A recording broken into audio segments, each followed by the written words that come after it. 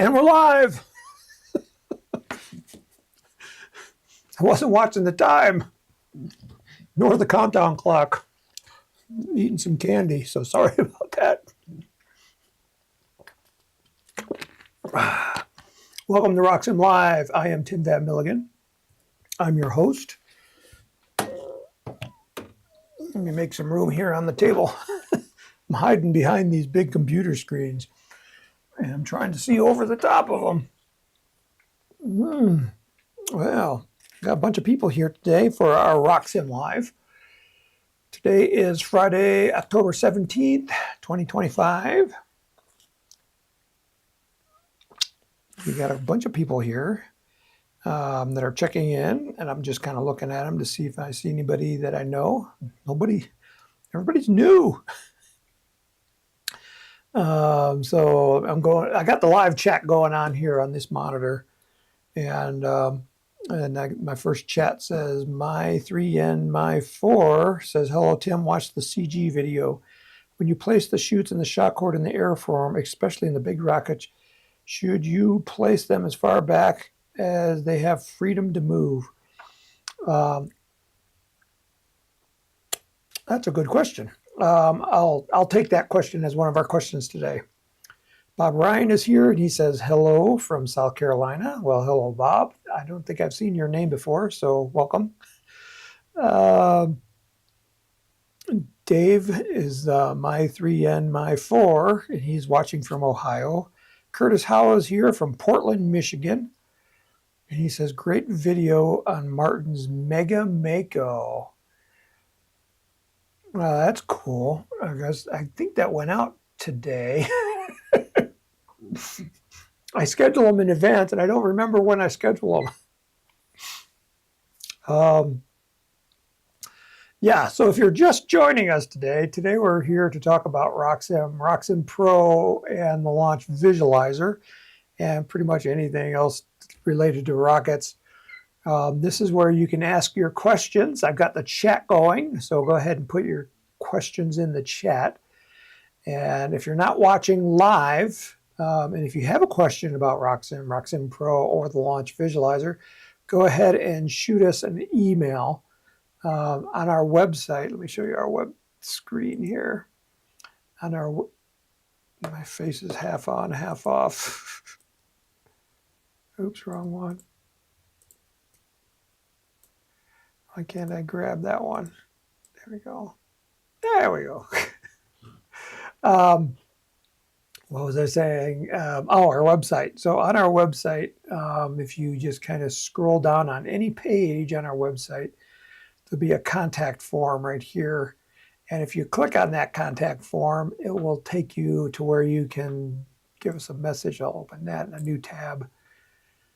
And so under the email, you can email to RockSim general questions and support, including the keys. So you can download those keys, or, if you have a question about your keys. Yeah, so this is where you would go to send us an email, and you can attach an image here if you want to show us like a screenshot or something that's going on with your RockSim. We'll be happy to help you out. Yeah, yeah, the Mako video, the Mega Mako, should have gone out. Well, it's going out Tuesday for sure. They packaged them all up today, so they're ready to go out the door. One last thing to do on the website, but pretty much the website is done. So if you go to the Apogee website and you just type in Mega Mako right here, it'll take you to this page that has the description. And it's a big 4-inch diameter rocket. How big is it? Its length is 63.8 inches. Got a fin span of 13.69 inches. So it's a big rocket. You can see it's a great rocket for a level 2 project if you're wanting to do one of those. If you want to do dual deployment, you can do that as well. It's got a 54 millimeter engine mount. So it's developed for the big high power rockets, particularly level 2. Yeah, that gives you an idea of how big it is, what it's looking like on the pad, just a rendering of what it could look like. This is on the inside. It's got has a Kevlar shock cord rather than a nylon shock cord. And we did that because for this one, we wanted to go a little bit more on the premium side. It's got 1,500-pound Kevlar, and this is a harness that goes on the inside of the tube. It doesn't come with an engine retainer, but you can get one for it. It's kind of recommended. It has chrome silver decals, which you can see there. And it's got a lot of parts in it, so it's pretty good value. And the video of the launch is here on the web page if you'd like to see it, what everybody's talking about. Just have to scroll down far enough, and then here it is. This is Martin. He is our developer here, and he developed the Mako. And it goes through a launch. I won't play it here, but you can play it on our website. It's a really good launch. It is dual. He launched it as a dual deployment, and the whole purpose of dual deployment is so that it doesn't come down so far away that you have a long walk to get it. And in the video, it lands like maybe 100 feet from his car. And there's a joke going on in the video, so you got to watch it. So that's the Mako. It will definitely be out on Tuesday. It might be out ahead of that for those that want to get in on it. If you want to know when it actually goes live, hit this back in stock notification button, and it will give you a place where you can enter your name and email address so that we can send you an automated email. It just happens automated. So that's how that happens. So for those of you who are just new to RockSim, if you go to any place on our website, if you go to How To and Guides, click on that, then come down here to Software. This is where you'll find all the big information, like downloading a free trial, purchasing RockSim 11. What is RockSim? What are the features, the frequently asked questions, what you can do with it, system requirements, basically anything, Windows 11 works fine. Windows 10 still, I think, works, but not Windows 95. And then there's a version history of what's changed. And then over here, there's video tutorials on RockSim. So if you're just starting out, brand new, this is where I would send you to watch some video tutorials. They're all on YouTube. So you just, they're kind of in order, like how to get, the first thing is like you want to run a simulation. And so the first one is how to open an existing design and then just fire off a simulation so you can see kind of like what RockSim can do. And then we build upon that, looking at different things like the flight profile and the flight profile preferences, changing units, and then somewhere down here we start designing rockets. All when you get down here to number 9, that's where we're going to start designing a new rocket. I have a question here from Kirill McQuillan, and he's a number 2 fan. He says, hello, do you recommend painting a rocket, including the priming, before or after assembly?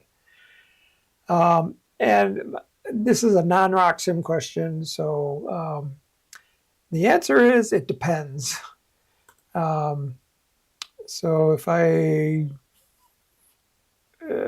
what I'm looking for. So there's certain rockets that you want to paint as you're building them, like particularly scale models, like the Saturn 1B. If I click on that, this is what it looks like. And as you can see, it's got a lot of colors. and a lot of intricate patterns. And if you look closely here, these tubes, each tube is a different color. So we got a black tube, a white tube, a black tube, a white tube. And then they kind of nest inside of the upper tube. And because of that, it's really hard to paint inside of this area, and also painting inside the cracks. So on some models, like this Saturn 1B, we recommend painting before assembly. But most other rockets, like the Mega Mako,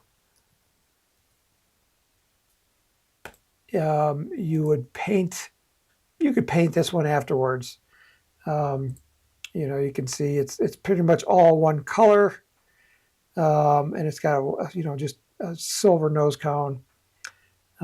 Painting after assembly on this is better because if you get to the fins, you can see here there's this nice fillet on this, and you couldn't paint the fin first and then put a fillet on it and then without messing up the paint. So in that case, you paint after assembly. So I guess we're getting into RockSim questions.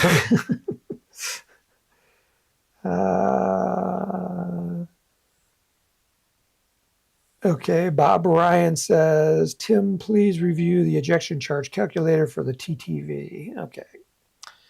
And then the other question was Dave, and he asked, watch the CG video. And so the question you have is, what CG video? If you go to How-To and Guides and come down here to Advanced Construction Videos, click on that. And the CG video is this one right here, number 446. And it says, fix weight problems in RockSim easily. This is kind of like the most asked question that we get about RockSim is how to adjust the CG. And so let me open RockSim. And I'm going to be in RockSim Pro again.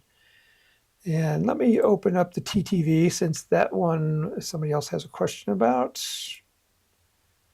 So let's see. So I'm in the Dynastar. I want to go to Designs. I want to go to the Apogee. I'm hoping that the TTV is in here. And it's not. So if it's not in there, this is not my regular computer, so it doesn't have my regular database. So I'm not finding it, but we'll just load it. So you just go again back to the search on our homepage. Get rid of that. So let's search for TTV. Here's the TTV rocket. And if you scroll down, then you get to this menu bar right here. You'll see RockSim file. So we'll click on that. And that will take you to the RockSim file. And you just click on the image and I can just download it. And it just downloaded it onto my computer somewhere in my downloads folder. So let me open that, which opened up on this other screen. Okay, so here's the TTV, and I'm going to unzip it just by double clicking on it, and it opens up in a folder. And the reason why it's in a folder is because we have the RockSim file right here, and then all these PNG images, and those are the textures, and so that's going to give us all the decals. So when you open this in RockSim, what I can do. Okay, so I'm in RockSim Pro right now. And you can just take the file and just drag it onto RockSim Pro, and it will just automatically open it. And so now we're seeing the TTV. And I can zoom in and out with my scroll wheel. I can rotate it by clicking and dragging. I can go here to a 2D view. Here's the side view of the rocket. And so that first question was, When you place chutes and shock cords in the airframe, especially big rockets, should you place them as far back as they have freedom to move? So you can see parachutes and streamers. So a parachute will is the P. I got one here and one here. If it was a streamer, it would be an S. And so his question is, where do you place those? And the easy answer is you place them where they would normally be in the rocket. So this is a two-stage rocket. And so I have a parachute down here in the booster stage, and then I have a parachute in the upper stage. And this right here is a bulkhead where the electronics go. So it's kind of like an eBay. And so that's as far back approximately as I'm going to get the parachute in this rocket. So that's the answer, is just put them where they would normally go in your rocket, because you want to have that weight, you know, about where it should be in the rocket. So that should be an easy answer. So now the second question from Bob Ryan, he says, please review the ejection charge calculator for the TTV.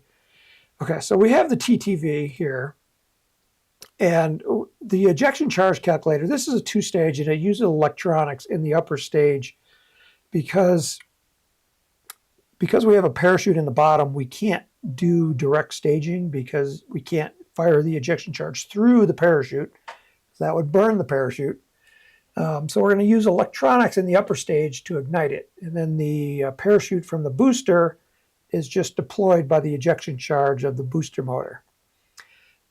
So what we need to find out, since we're using electronics, is how much black powder do we need to push this parachute out of that tube. So in RockSim, there's a new feature, and I think it's still pretty new, and it's called the ejection charge calculator. And if you just go to the rocket menu, I believe it's under the rocket menu. Oh, yeah, under the RockSim menu, and then come down here to ejection charge calculator. And then click on that, and it will bring up this screen right here. So basically, it's kind of like the same side view, but this one is interactive. And what it determines is how much black powder you're going to need to pressurize any part of the rocket.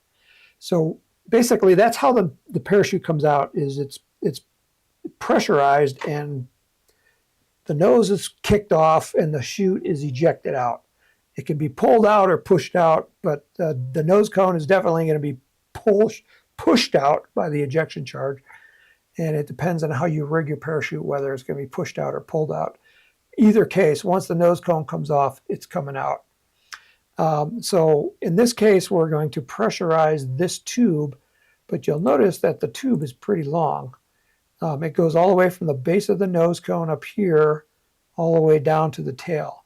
But the only part that we're pressurizing is from the base of the nose cone, which is right about here. I'm sorry for my mouse going flaky. Down to the bulkhead here. So you got to kind of know where you're going to pressurize. And then to figure out the ejection pressure, you just click and drag on one of the ends. So I can drag it down here to the back of the bulkhead, and then come to the other side, and I'm going to drag this side all the way up to the front here of this bulkhead. And like what Bob Ryan says, you get a BP required of 0.063 grams. It's not a lot, because this is not a lot of area. Typically, the ejection charge in a rocket motor, and you can figure that out if you go to the Apogee website.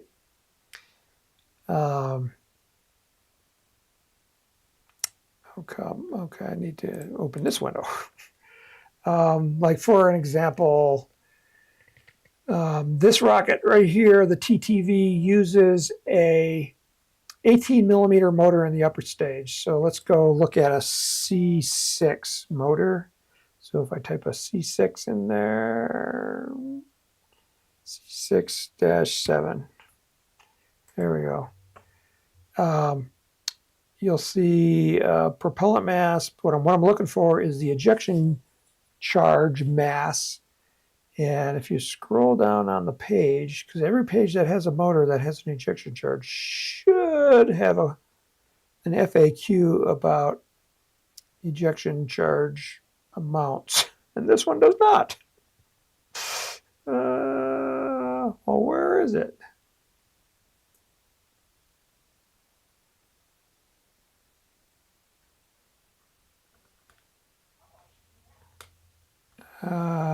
Let's try different motor. Let's try a C18 from Quest. And let's see if this one has the ejection charge. This one does not either. I swear they used to be here. Oh, here. How much ejection charge is in the Q-Jet motor? And this is, according to Aerotech, is the ejection charge is 0.3 grams. So this motor comes standard with 0.3 grams.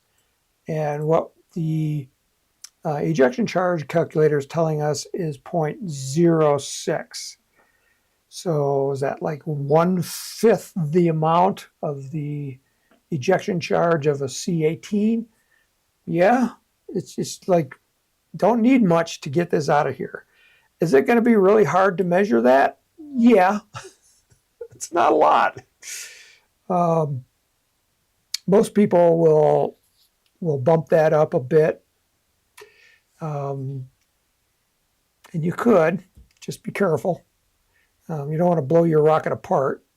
But that's the ejection charge calculator. It's a really nifty tool, and you can do it for any tube in the rocket. So like here in the back on this one here, you just click on the tube until it turns gray. And I know there's a centering ring right here, so I'd say I'm ejecting from there to the base of this transition right there. So that one's even smaller, 0.017. So just hardly anything to push the parachute out. So again, that's under the rocket menu down here to ejection charge calculator.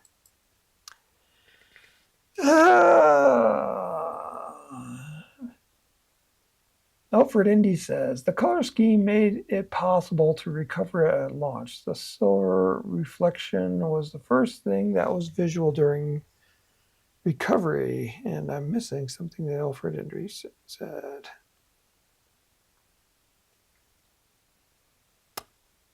He's talking to somebody, but I'm not sure what's going on. Curtis House says, no, I go to LK Airport near Clio to launch rockets. Bob Ryan says, thanks. And then we got a new question from Dave, and he says, have you ever considered becoming the official keeper of RockSim files, like taking it from EMRR or getting them from other various manufacturers? And I'll answer that question like right out. No. I do not want to be the keeper.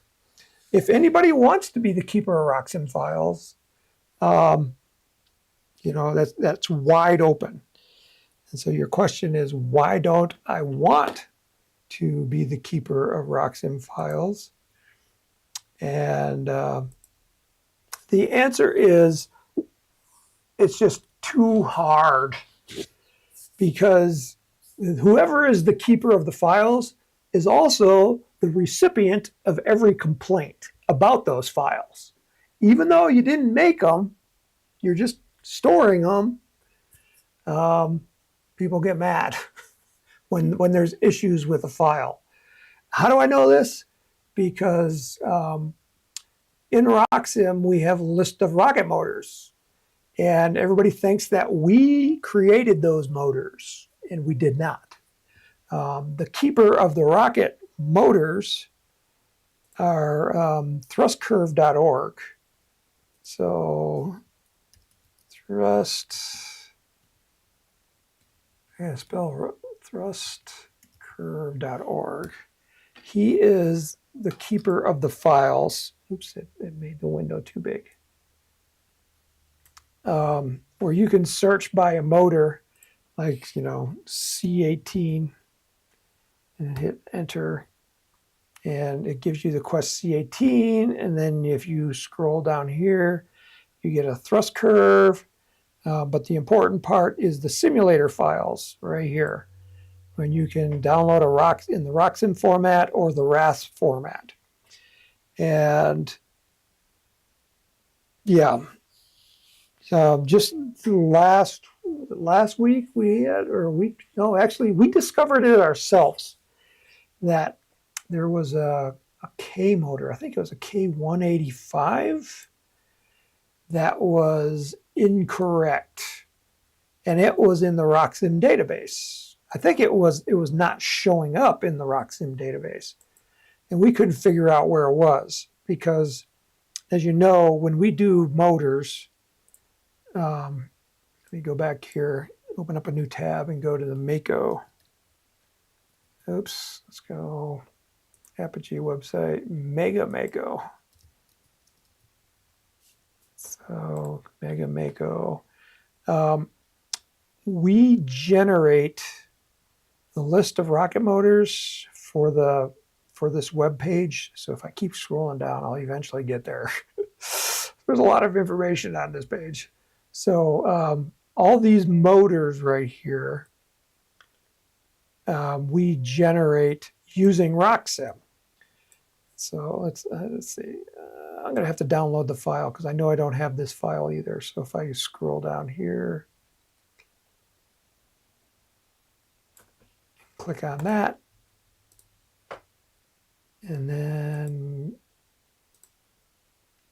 go to my downloads folder, unzip the file, open it up.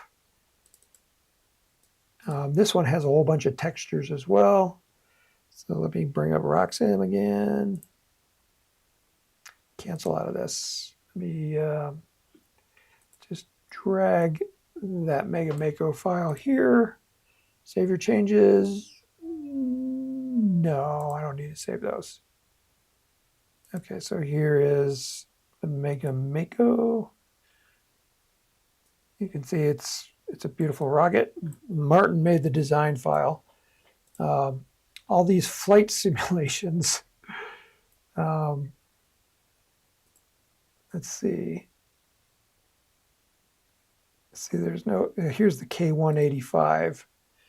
To generate this list, what you do, actually it's in the recommended motor list. What you do that is you just come up here to prepare for launch, and come down here to recommend motors.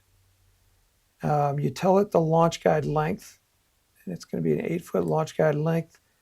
And then just say use recommended launch conditions, and it will just start running simulations on every rocket motor. And there's 228 that are 54 millimeter in diameter, so you can see it's going to chug through that. But those are listed. What we do is the results of those, we generate these charts on our website. So like the G115 should go about 600 feet. But we were going through that list, and we discovered, we were comparing it to the list of rocket motors that we sell, and we sell a K185, but it wasn't showing up in RockSim. And so we were wondering what was going on, and the gist of it was this K185. I'm pretty sure it was the K185. Load engines. Edit. Let's see, is it? Yeah, it is, I guess, there. It wasn't showing up in RockSim. Or, let's see what was going on. It had a wrong thrust curve, which was basically what was going on. And we found it, and then we had to alert thrustcurve.org saying, hey, you got a bad motor in your engine files. And yeah, so the answer is we don't want to store RockSim files because there's even a greater variety. And somebody might ask us a question like, hey, how come you put the parachute in this tube rather than that tube? And it might, whoever created the design, they're the ones that know why. And that's why we don't want to be the repository. So we do, on our website, we have a ton of RockSim files. Let's see if I can find them all. How-to and guides. Rocketeer and how-to. Free plans, tools, and guides. So you click on that. So here's free plans. And then if you scroll down, there used to be, okay, so here's free RockSim simulation files. So this list is pulled automatically from our website. So when we upload a file, this page just automatically finds it. So let's see if it can find the Mega Mako, because it's the newest one. Here's the Mega, here it is right there, Mega Mako. So if you wanted to have a start on creating a database, you're welcome to download all these files and put them into your database. But then you'd have to contact all these other manufacturers and ask them if they have other RockSim files that they want to put in there. Now, we offer a free copy of RockSim to legitimate rocket manufacturers. So, for instance, you could go to Lock, and Lock does a lot of their rockets in RockSim because we're giving them a free copy. You know, we want to make this available to people because we think using RockSim or RockSim Pro is the way to go. Okay. Fat Airsoft is here, and he says, if I got a Mega Mako, would I have to get the gun turret launch pad? And the answer is maybe. If you are not flying with a club, the answer is yeah. Mega Mako. It's a big rocket. It requires a high-power launch pad. Most of the clubs around the country have high-power pads. This is a picture of our rocket field in Pueblo, Colorado. It's not ours. I mean, our club. This is SCORE, Southern Colorado Rocketeers. They have probably 15 high-power pads that they can put out onto the field for a launch. So if you're not flying with a club, you're going to need a high-power pad. And in that case, the gun turret launch pad is a good choice. We got a question the other day saying, hey, Estes has a rail pad. Can I fly off that? No. It's just too flimsy for high power. It's good for maybe up to a G, but I wouldn't put anything bigger than that on it. You know, and up to a 2-pound rocket. Anything bigger than 2 pounds, it's just too heavy. And their pad uses some plastic in strategic locations, meaning bad locations. And I understand why they use plastic, because it allows you to make attachment points really easy. But it's not very strong in those joints. So you need metal. We sell the gun turret. And I'm sure there's other pads available, high power pads. It's just we've not been able to find other pads to sell except for the gun turret. The gun turret, for us, it's nice because it's made by a local modeler.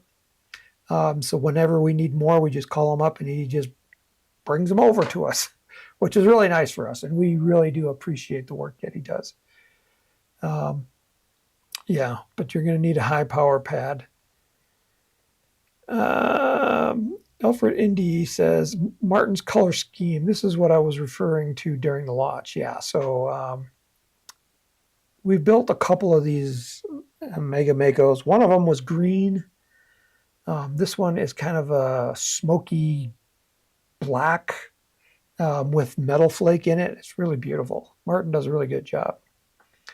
And we, on the Mako and the Mega Mako, we use chrome decals. So whatever color you paint your rocket, except for silver, the chrome decals will stand out and it'll look nice. So you can paint it any color. And on the regular Mako, I'll show you a picture of what Martin did. We have several different colors, and you can see the decals stand out pretty good. Terry Waylock is here, and he says, it's rocket time. Alfred Indy says, Curtis Howe, next time you attend a Clio launch, wear a RockSim t-shirt so I can identify you. Okay, so now you need a RockSim t-shirt. So if you go to our website, you go to shop, and you come down here to wearables, t-shirts, and you can choose your decals, what you want on there. So let me see what decals. So if you need a large shirt, click on large shirt, and you come down here, and you can select your decals.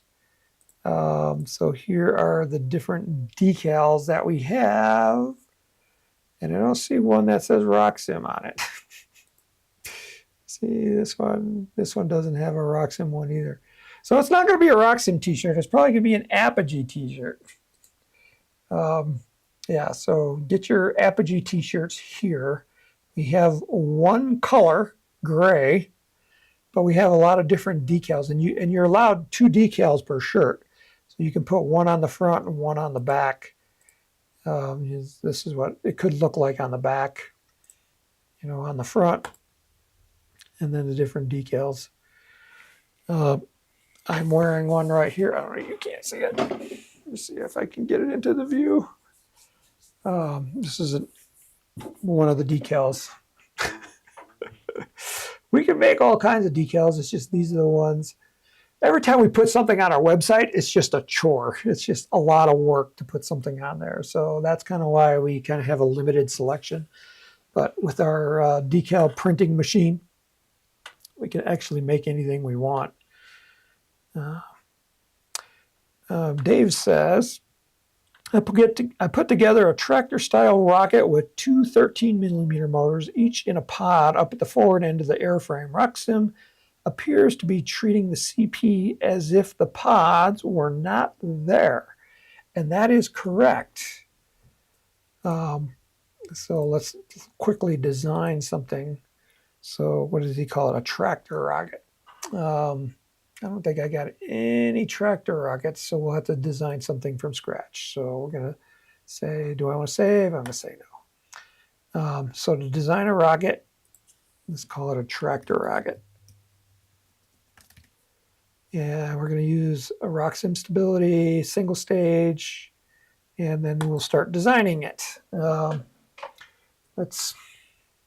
Actually, I think there was one. But we'll design one. Estes had one that was kind of sort of a tractor. So what did he say? Size 2 13mm motors. So I'm looking for 13mm diameter. Okay, so here's an Apogee plastic nose cone, 13mm. So here's a 13mm nose cone. You can see that the center pressure is right there right now. Click OK. Let's add a body tube to it. Body tube. I want a 13mm tube. Click OK. So you'll notice that the center pressure is still up here at the nose cone. And this is one of the Barrowman equation feature or benefit. I think it's a feature. It's not a bug. But basically what the center pressure is, what it's saying is a nose cone creates lift and drag. But according to the Barrowman equations, a body tube does not. and it does not produce lift, and it does not produce drag. That's according to the Barrowman equations, which is what RockSim uses to figure out the center of pressure of a rocket.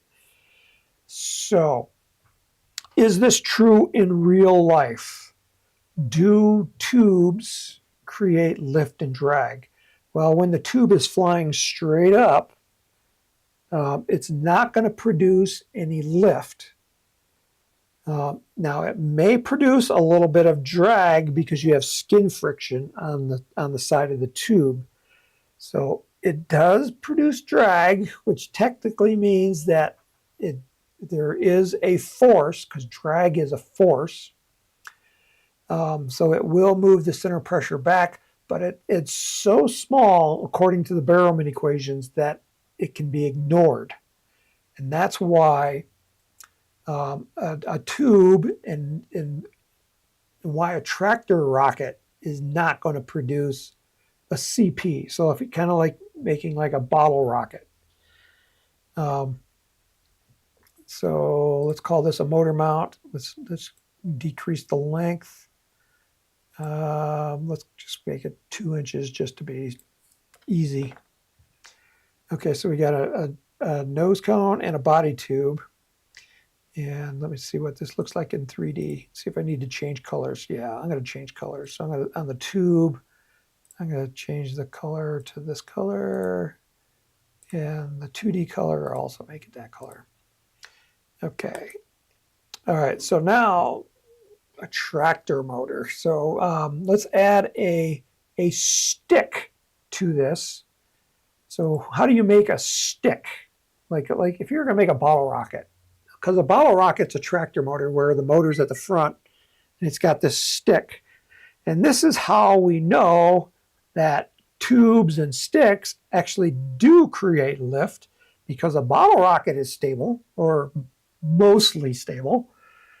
So it does produce lift, but the Barrowman equations are the Barrowman equations, and they, according to them, we have to ignore it. If you notice here on the components, there's no sticks, but we can use a body tube. And if we make the body tube solid, it's a stick. So I'm going to add a body tube, but it's going to be in the wrong spot. When I add a body tube, it's going to put it at the base of the tube and not from the side. So if you want to put the body tube on the side, we first have to add a pod. So I'm going to add a pod to that body tube. A pod is a placeholder. It allows us to attach other components to it on the side of the rocket. And that's what distinguishes it, a pod. So I'm going to call this my stick pod. So even though I'm calling it a stick, it's not a stick. Right now it's just a placeholder where I'm going to attach parts to it. And I'm going to just say, okay. I'll show you in 2D that right now the location of that pod is right there at the front of the tube. So keep that in the back of your mind. Click OK. And now I'm going to add the body tube to that. And I want to make it, I'm going to cancel out of the database because I'm going to make it as small. I'm going to make it like 1/8 inch, so 0.125 inches. And the ID is going to be 0 because I want to make it solid. And then I'll make the length like this long. Okay. So now I got a nose cone. I got a bottle rocket. And this, you can see RockSim says this is unstable. So he put 2 motors up here, 2 of them. So to do that, I can attach another pod to this. So I'm going to take that body tube. That's my stick. Let me open that up and call it a stick. And it's made out of paper, but you know, paper's got, you know, it's a wood product. I'm going to call it I'm going to leave it paper. That's the only material in my database that's closest to wood. Let's make the color of this brown. Where's my brown? Brownish, right there. And here, okay, so I got my brown stick. And did I call it a stick? Yes. Okay, so that's attached to my stick pod. So I'm going to create another pod, but this time I'm going to attach it to the stick. Come over here to pod. And I'm going to call this engine 2. And so now the location, I actually need this pod location up here because I'm going to attach the nose cone to it. So I'm going to move the location up to, I'm trying to match here, and I think that is 1.5 inch long. And engine 2 pod. Click OK. All right, so now I'm going to attach a nose cone to that. I want my same nose cone.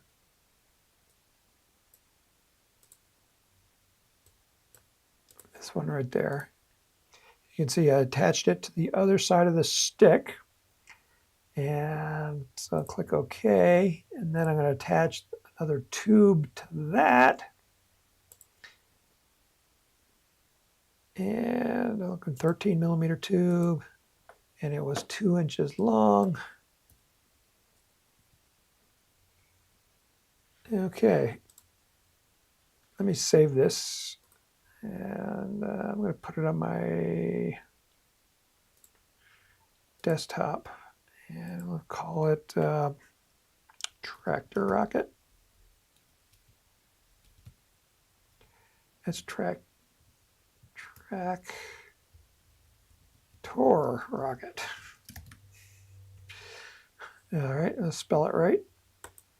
Okay. So looking at it in 3D, I have something that looks like this right now. And you'll also see it is still unstable right there. So to make this stable, I need to put fins onto this stick. And if I select the stick, I can actually attach fins there. And let's do 2 fins. I think I'm going to do this twice. So this is the database for the fins. I'm going to cancel out of that. And you can see it put a generic set of fins back here. And they're a little tiny. So I want to get 2 fins.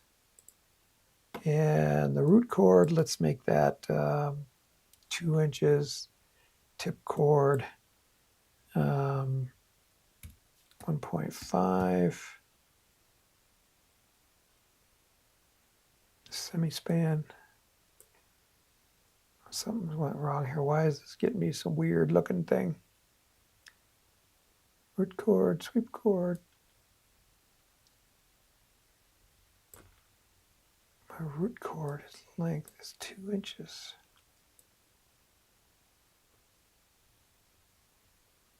That is acting weird.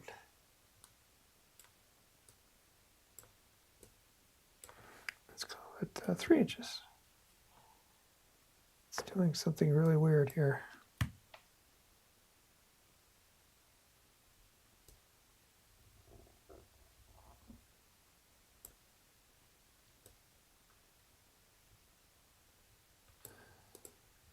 Base of the owning part, 0 inches. Okay, that's better. So that was what's going on. Let's call it 2 inches. And let's give it a little sweep angle. Like that. And if we look at it in 3D, and if I rotate it around, come on, rotate, rotate. If I look at it from the back view, you'll see it looks like that. I don't like that position because it's right directly in front of the exhaust. So I'm going to go to the radial position tab and I'm going to rotate it around like that. Let's call it 45 degrees. Click OK. It needs a material. So let's call this balsa. And square. I think I like that. Click OK. So there's one fin set. I'm going to duplicate this fin set. I'm going to make it twice. So copy. And then I'm going to add it back to the stick. Paste.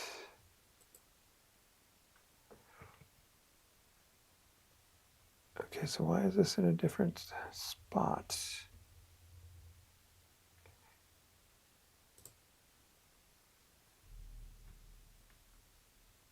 It's under the stick. This one seems to be attached to the no. Location. This is like it's attached to the wrong spot. Cut that. Yes. Paste error. That's still in the wrong spot.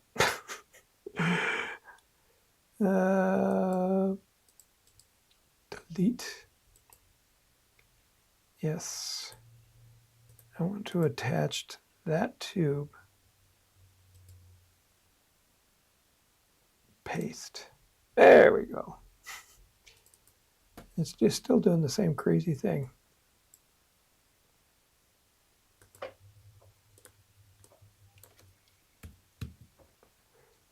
Two inches, 1 inch sweep length.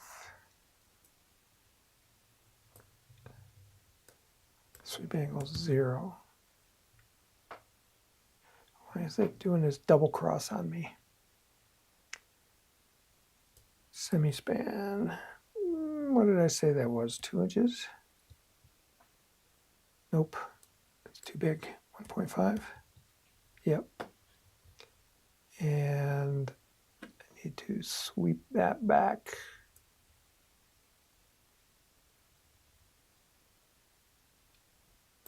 That's good. And if I go to the radial position and if I look at it from the base view, this one I need to rotate the other direction. Minus 45 degrees. And then hit OK. Okay, so now I have a rocket.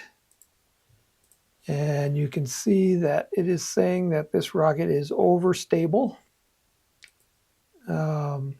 But the only reason is because of these fins down here. Without the fins, the rocket is unstable because tubes do not create lift and drag according to the Barrowman equations. A3,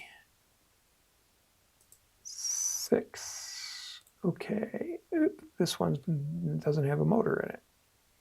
So this tube needs to be set as an engine tube. Click OK. Now, if I go to prepare for launch, now I'm seeing both of them. And this one, I want to overhang 0.375 inches. And then I want to load all. And it loaded that same motor into there, and that's OK. So now we have motors loaded in our tractor rocket. You can see it look like that. It's not a bad looking design. Now this one is technically stable. It's overstable. It doesn't have a parachute on it, so it's going to be a lawn dart. And if we launch it, let's launch it. See what it does. Under flight events, I got nothing. I have no parachute. Starting state. Going 10 degrees from vertical. Launch location. I need to choose a launch site. Let's choose Benedictine. Let's try Blue Mountain Rocketeers. Click OK. And then flight profile. I'm running RockSim Pro right now, and it's going to give you a pop-up message. This message here is, we're going to be releasing this hopefully next week. I keep talking about this every week, but we're going to be releasing RockSim Pro as essentially free. Essentially free means that if you buy $30 worth of something else, we'll give you a 30-day subscription to RockSim Pro. So it's kind of like, and this is perpetual. So if you keep doing it every month, essentially you get RockSim for free because you're buying other stuff anyway. It's the biggest deal in rocketry. But it is going to be ad supported. And so we're going to have ads on here. And this ad right here is particular. It says, every month you spend $30 on rocketry gear from Apogee, you get 30 days of RockSim Pro for free. And you can repeat that for monthly for continuous access. So it's the best value in rocketry. All right, so I ran the simulation, and then it's going to bring up a 3D flight profile of this rocket. And we're sitting on the launch pad, and wherever we are, it's very dark. Looks like we're in like very dark alfalfa or something, maybe dark grass. But if you back out, you can kind of get the lay of the land. The field doesn't look too bad. It doesn't look like there's any major trees. It's got just a lot of different color grasses going on. I kind of like that. But I'm not sure what state this is in. But somewhere down here is our rocket. So if you lose your rocket, hit the home button, it'll take you back. And I'm going to zoom out just a little bit so we can see this rocket take off. And you can see it flew nice and straight. It's still going up. If we zoom out a little bit, it's arcing over, and it will eventually just smuck into the ground. And now. So, yeah, that's that flight. So that's a rocket with a tractor motor. Hopefully that answered your question. Yeah, tractor motors, until you put fins on it or something that helps stabilize it, that center of pressure is going to be way up here, which means you're going to be unstable. Oh boy, there's a bunch of questions. Guppy Guy says, how does the center pressure change when going supersonic? That is a good question.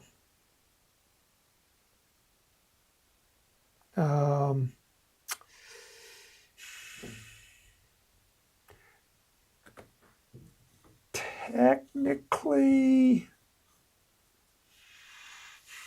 crazy things happen when you go supersonic. And I couldn't tell you the answer. You know, because as you go faster and faster, your fins are becoming more effective. Because they can become more effective, your center of pressure moves back, which is good. But once you hit the Mach 1 in compressible flow, now your center of pressure can go crazy. And typically you need bigger fins. It's kind of like, you know, when they went, you know, the Chuck Yeager, was it the Glamorous Glennis, the X1? It was like barely stable because the fins weren't big enough on the back of their airplane, and they had to make them bigger. So technically that means that your center pressure is going forward, and you need bigger fins back here. Does RockSim do that? No. Doesn't calculate the center pressure movement at different Mach numbers. It'll calculate the drag changes, but not the center pressure change. That's a really good question. Kirill.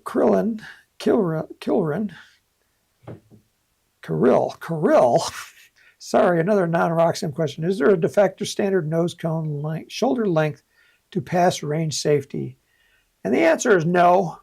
There is no shoulder length. So on this rocket right here, we have the shoulder that goes inside of the tube, and that's what he's talking about, is what should that length be. There are some rockets out there that are, the shoulders, in my opinion, are like really short. But if you put enough tape on them and they're nice and rigid, it'll pass safety inspection.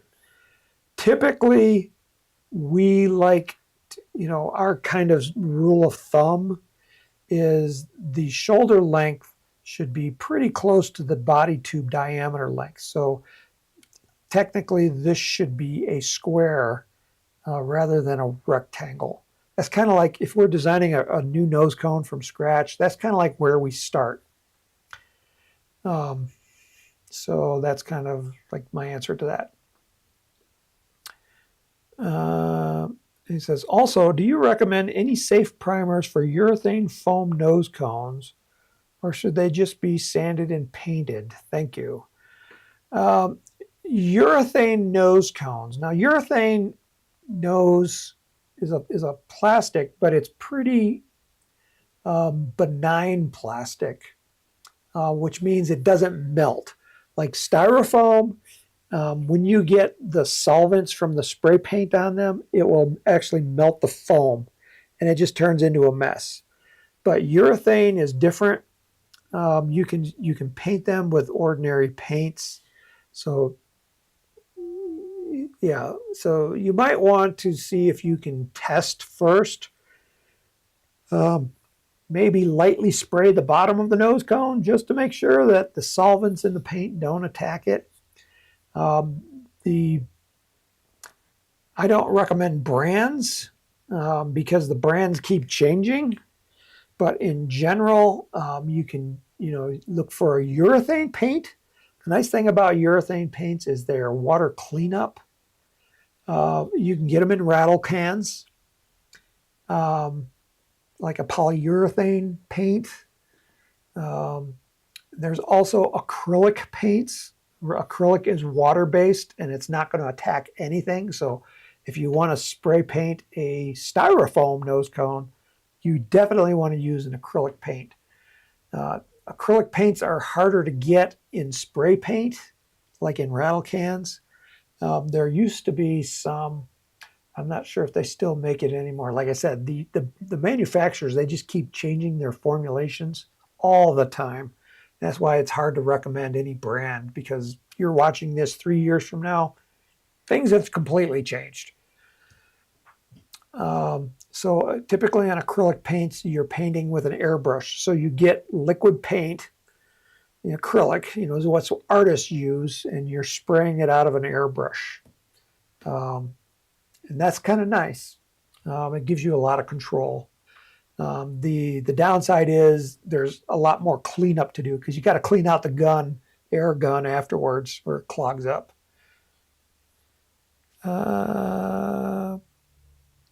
Tim is very busy on Facebook feed these days.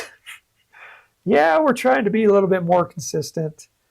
And the reason is we used to get all of our traffic to our website through search engines, but now Google and other search providers are switching more to artificial intelligence. And so people will ask a question about rocketry, but it won't take you to the Apogee page anymore. They'll just answer the question. So I'll tell you the truth. We're losing a lot of traffic to our website because of that, because of artificial intelligence. And because of that, we need more traffic. So I'm trying to find traffic anywhere I can. So that's kind of like why we're on more of the social media stuff. I don't particularly like doing social media myself, but I'm going to have fun doing it if I'm going to do it. And yeah, and I'm playing around with making images myself. And tomorrow we're having a rocket launch. Oh boy, we're after 3 o'clock already. And I'm going to take some more photos so that I have something to post on my social media. Johan says, where is the top fan badge? Oh, I don't even know what that means. I'm sure that's a YouTube thing that I have to look up now.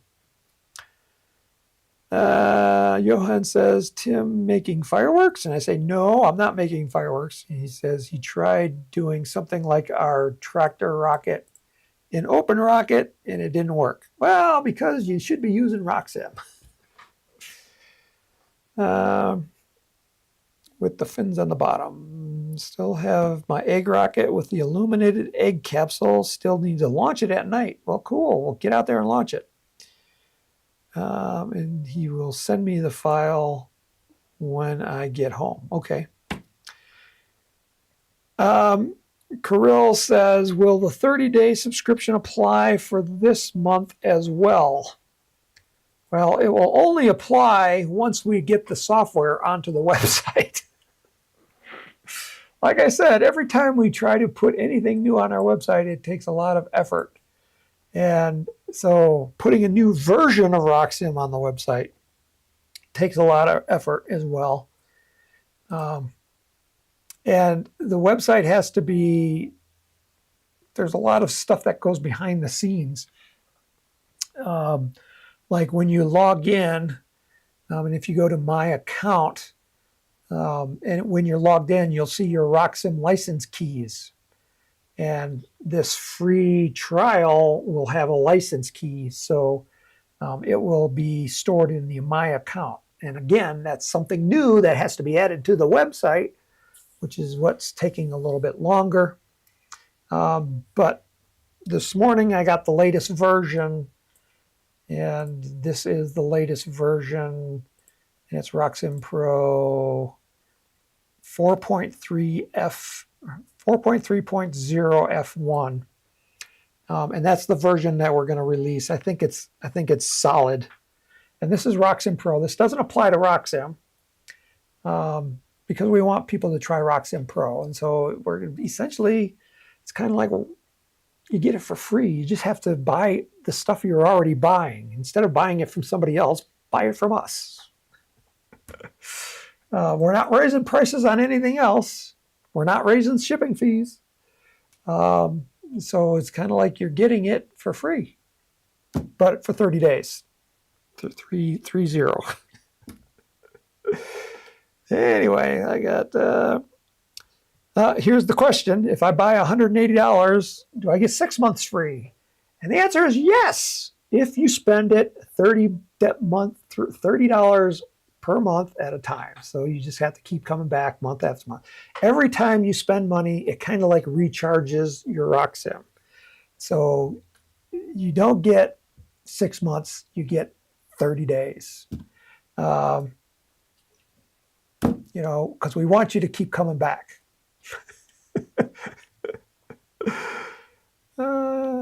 Terry says, there's no such thing as artificial intelligence right now.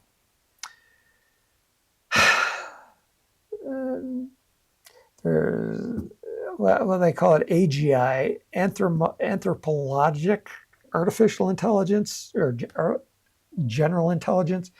I would agree there, but artificial intelligence, I don't know. You could debate that. I think there's artificial intelligence, but it's not general intelligence. It's just, it can't do anything. It still needs direction. Until you can give it direction, it can't do what you want it to do. And Kirill says, I've been trying to figure this out, but what are the huge differences between Open Rocket and RockSim? I was thinking of switching many times, but I haven't seen many good comparisons. Well, if you want a comparison about Open Rocket, I can't tell you. Because I specifically do not use Open Rocket, so I don't know what features it has. I just know in general that RockSim is better, and RockSim Pro is even better yet. And, you know, Open Rocket means you get open support, and which means you don't get any support. You get RockSim, you get your paid support because you paid me to use it, and I want to make sure you use it. My mission is your success. So if you have a question, that's why we do these RockSim lives, so I can answer your questions and get you going. But I don't know OpenRocket. I don't know where the buttons are. So, yeah. So anyway, yeah. So essentially, Kirill, if you can get RockSim Pro for free, and OpenRocket is free, and RockSim Pro is significantly better, it's just, hopefully you'll just keep trying to use RockSim Pro. Wheelox World says, what we have is artificial assistance. Yeah, I would agree with that. Until the agents are available, what we have is assistance. I'm waiting for the agents, because agents, you can give them a duty and say, just keep doing this until I tell you to stop. And at that point, it's kind of like, that would be really nice. It's kind of like, and this is the scary part, especially for those of you that are on social media. It's kind of like everybody and their brother is going to be setting up their agent to just keep repeating, just like, put a post out, put a post out, put a post out, put a post out. I don't plan on doing that. At least I hope not. And Wheelox World says, RockSim is the best widget designer, hands down. Yep, I agree with you. Well, thank you. So we went way over again. We didn't talk about that. Well, I don't know. It may be what important to you, and that's the important thing, is did I answer your questions? If I didn't, send them in via email. We'll handle them there, and we can talk about it in the next RockSim Live. The next RockSim Live will not be next week because my daughter has another diving contest, so I have to go to that. But the following week after that, we'll be back, and I'll be happy to answer any questions. But in the meantime, I'm always answering emails, so you can always email them to us. Yeah, so that's it for this week. So I'll give you a countdown and a launch. We got a launch tomorrow, and I'm looking forward to it. It's going to be nice weather. So in 5, 4, 3, 2, 1.